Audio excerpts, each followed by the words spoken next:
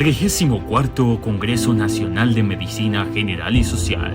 Germán Enrique Reyes Forero.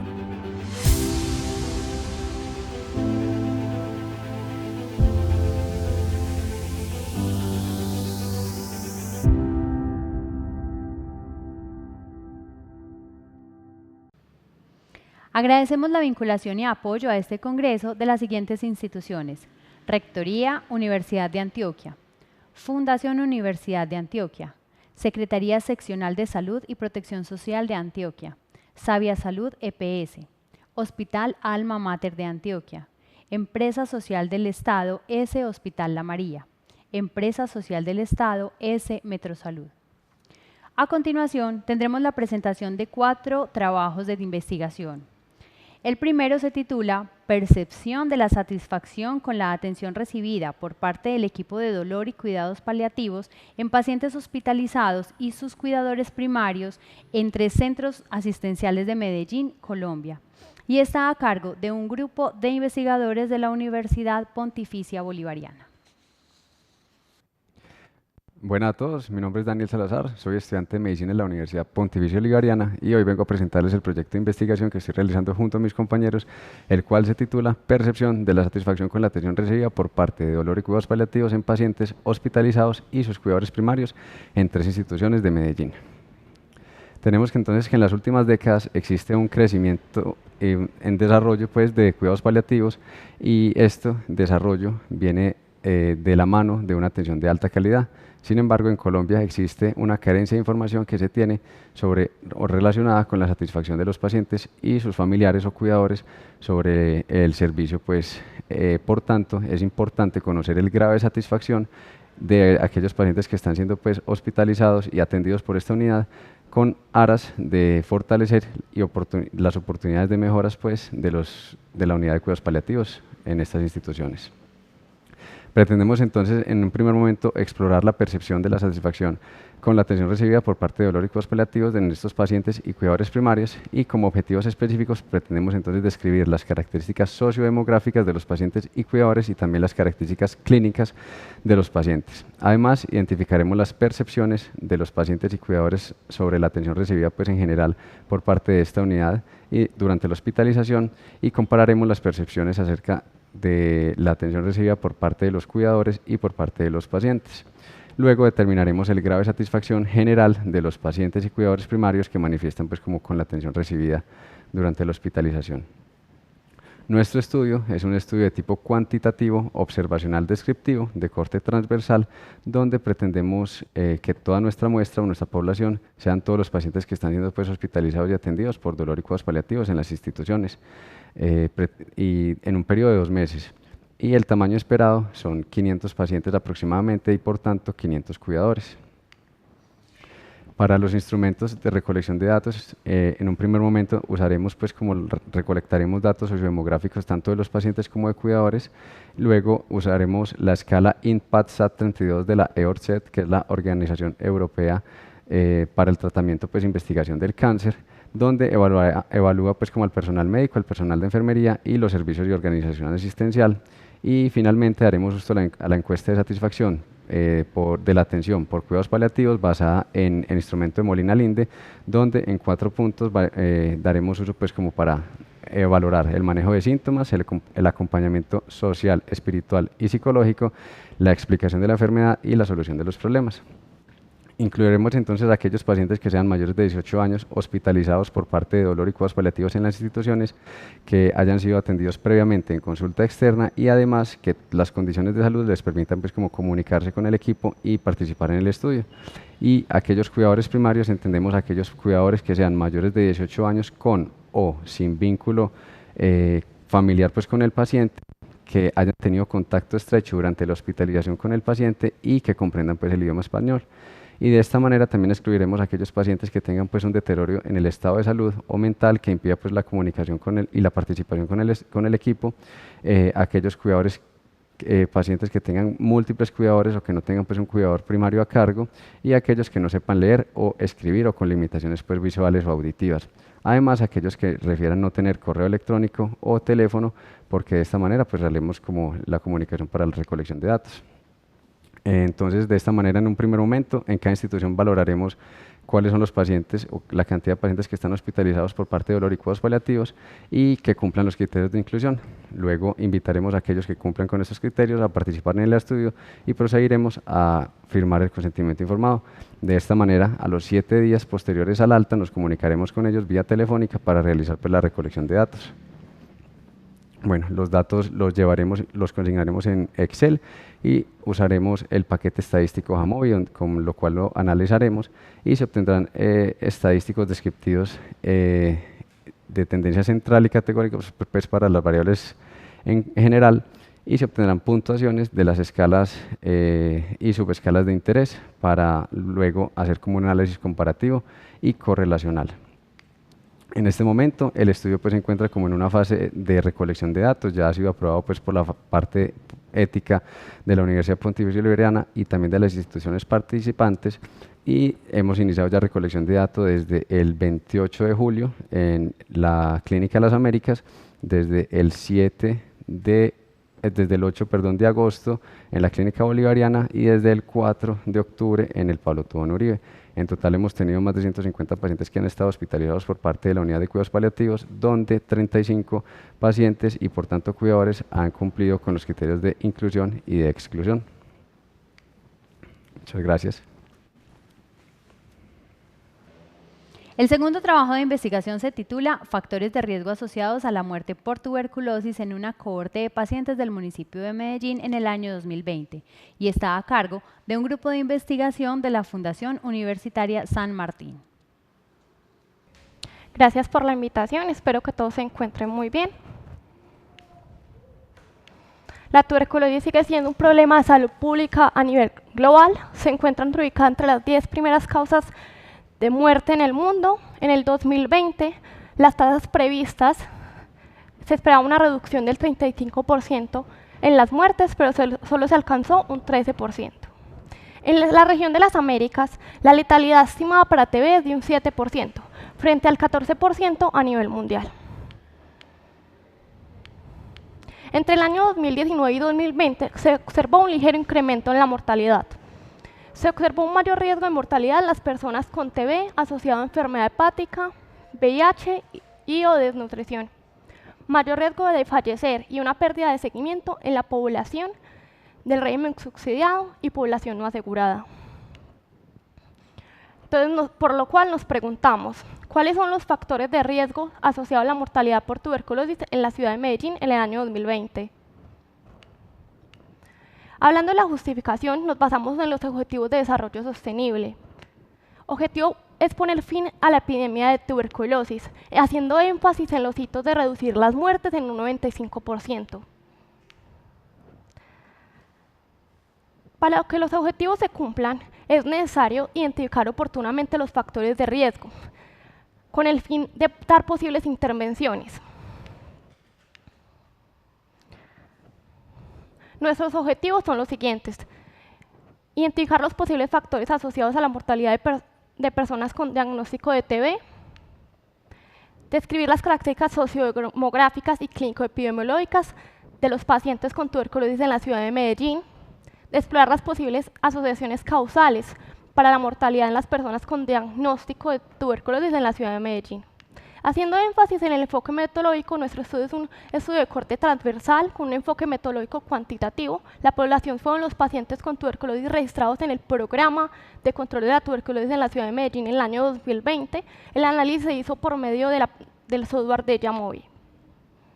Haciendo énfasis en los resultados, encontramos que la mayoría de la población eran hombres en un 55%, el 59% hacían parte del régimen contributivo, en su mayoría eran pertenecientes al estrato 1, 2 y 3. La mayoría de la población en su etapa de adultez o vejez. Las comorbilidades más comunes, entre ellas se encuentra el VIH, la diabetes y el EPOC. La tuberculosis más común que podemos encontrar en esos pacientes es la tuberculosis pulmonar. De las tuberculosis extrapulmonar, la más común es la pleural y la ganglionar. El primer síntoma más común en los pacientes fue la tos seca. Los hallazgos radiológicos más comunes fueron los infiltrados y los derrames. El análisis bivariado se hizo por medio de 50 variables, realizando 50 cruces, en los cuales 8 de ellos dieron asociación significativa. Entre ellos tenemos que, relacionado con la mortalidad, los adultos y las personas que están en la etapa de vejez tienen mayor mortalidad, los pacientes con EPOC, diabetes y cáncer tienen mayor mortalidad, siendo los pacientes con cáncer, con tuberculosis asociada a cáncer, tienen un riesgo ¿cuánto? 0.05 veces más que las personas con cáncer, con tuberculosis no asociada a cáncer. Los pacientes que también tienen un factor de riesgo para mortalidad son pacientes en estado de hospitalización, pacientes con bajo peso u obesidad, pacientes cuyos síntomas son disnea o pérdida de peso. También encontramos asociación entre la mortalidad por tuberculosis y el consumo de tabaco. En las siguientes variables no encontramos una asociación significativa a pesar de lo indicado por la literatura. Esto debido a múltiples causas, entre ellas el tamaño de la variable. Pero haciendo énfasis en la variable hacinamiento, tenemos que la no asociación fue probablemente por la falta de aclaramiento sobre cómo los entrevistadores definieron hacinamiento, además de lo que ya he mencionado acerca del tamaño muestral. El estrato socioeconómico, aunque no encontramos asociación, aún presentaba la tendencia de mortalidad con lo visto en la literatura en el estrato 2 y 3. Haciendo énfasis en los no asociados con la clínica, podemos ver el VIH.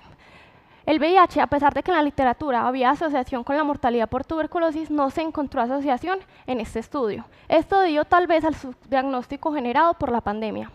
Hablando del CD4, tenemos que en otras literaturas se podía encontrar que un valor de CD4 bajito tendría asociación con la mortalidad por tuberculosis. Esto no lo encontramos, tal vez debido a que los pacientes, la mayoría de solo 17 pacientes tenían un conteo de CD4 y se encontró que los pacientes con conteo mayor a 200 tuvieron una mortalidad de 0%. En cambio, los pacientes con conteo menor de 200 CD4 una mortalidad del 7.14%. En las conclusiones, puedes ver que el análisis del estudio nos permite apuntar a insistir con el mejoramiento del programa de control de tuberculosis, como el reforzamiento del ingreso al programa, la gestión de la información de los pacientes, la detección temprana, el tratamiento oportuno y su debido seguimiento. Muchas gracias. El tercer trabajo de investigación, conocimientos, actitudes y prácticas de los hombres cisgénero que tienen sexo con hombres respecto a la existencia y uso de terapia profiláctica preexposición para VIH en el área metropolitana del Valle de Aburrá en 2022, está a cargo de un grupo de investigación de la Universidad CES. Buen día. Hoy vamos a hablar acerca del protocolo de investigación titulado Conocimientos, Actitudes y Prácticas de los hombres que tienen sexo con hombres respecto a la existencia y uso de la terapia profiláctica preexposición para VIH en el área metropolitana del Valle de Aburrá. Como ya sabemos, el VIH es un retrovirus tipo RNA que infecta a las células inmunes linfocitos TCD4 y genera una disminución paulatina de este, predisponiendo a las personas a infecciones. Es un problema de salud pública muy importante porque para el 2020 37.7 millones de personas vivían con el virus, se presentaron 1.5 millones de casos nuevos y murieron 680.000 personas por causas relacionadas al virus. Hay unas poblaciones claves en el VIH que corresponden a los hombres que tienen sexo con hombres, a las personas que se inyectan drogas, a las personas que ejercen el trabajo sexual y a las mujeres transgénero. Los hombres que tienen sexo con hombres tienen 25 veces más riesgo que la población general de contraer VIH y se calcula que entre Cali, Medellín y Bogotá hay aproximadamente 300.000 hombres que tienen sexo con hombres. Es muy importante que se traten las personas que ya conviven con el virus, pero también es importante reforzar las estrategias que previenen la transmisión del virus, como lo va a hacer que las personas que conviven con este sean indetectables e intransmisibles, el uso del condón y la terapia PrEP. Respecto a la costo-efectividad, se calcula que 3 años después de que se implemente un programa de la terapia PrEP, el sistema de salud comenzaría a ahorrar aproximadamente 7.1 mil millones de pesos. Y es una estrategia muy efectiva, sin embargo, varios estudios muestran que las poblaciones clave no tienen mucho conocimiento al respecto de esta. Respecto a la justificación, queremos generar información actualizada del tema en el Valle de Aburrá, sobre todo después de la resolución 2292 del año pasado, en la cual se incluye el PREP en el PBS. También queremos generar interés en las poblaciones claves respecto a este tema. El PrEP son medicamentos antirretrovirales que se toman antes de las exposiciones de riesgo, que en conjunto con el uso de preservativo y de un adecuado asesoramiento pueden disminuir hasta un 95% el riesgo de transmisión del VIH. Se indica para personas mayores de 12 años que hagan parte de las poblaciones de riesgo y se utiliza el tenofovir emtricitabina. Como objetivos, el objetivo general es determinar los conocimientos, actitudes y prácticas de los hombres que tienen sexo con hombres respecto a la existencia y uso de la terapia profiláctica preexposición en el área metropolitana del Valle de Aburrá. El primer objetivo específico es caracterizar sociodemográficamente a esta población del Valle de Aburrá, establecer la prevalencia de uso de PrEP en esta misma población y explorar las diversas variables sociodemográficas, de redes de apoyo y del sistema de salud que se relacionan con el conocimiento y uso del PrEP. Respecto a la metodología, va a ser un estudio de enfoque cuantitativo. El tipo de estudio va a ser observacional, descriptivo con intención analítica. La población de referencia van a ser los hombres que tienen sexo con hombres de Antioquia y la población de estudio van a ser los hombres que tienen sexo con hombres del Valle de Aburrá. Va a ser un muestreo no probabilístico tipo bola de nieve. Como criterios de inclusión tenemos los hombres mayores de 18 años, que sean hombres que tengan sexo con hombres, que deseen participar en el estudio y que vivan en el Valle de Aburrá. Como criterios de exclusión tenemos a las personas que ya su estado serológico es positivo para VIH. En los objetivos 1 y 2 realizaremos un análisis univariado de frecuencias relativas y absolutas, medidas de tendencia central y dispersión, y en el objetivo 3 vamos a hacer un análisis bivariado con pruebas estadísticas de asociación. La base de datos que utilizaremos será Excel y el análisis de datos se realizará en el software SPSS. Acá tenemos pues como las variables que vamos a tener, que son básicamente 3, las sociodemográficas, las sociales y las de conocimiento respecto al PrEP. Para evitar los sesgos, en los sesgos de selección tenemos los criterios de inclusión-exclusión. Para evitar los sesgos de memoria no vamos a preguntar eventos muy lejanos. Y para evitar los sesgos de información, la entrevista será virtual, por lo cual nos inducirán respuestas.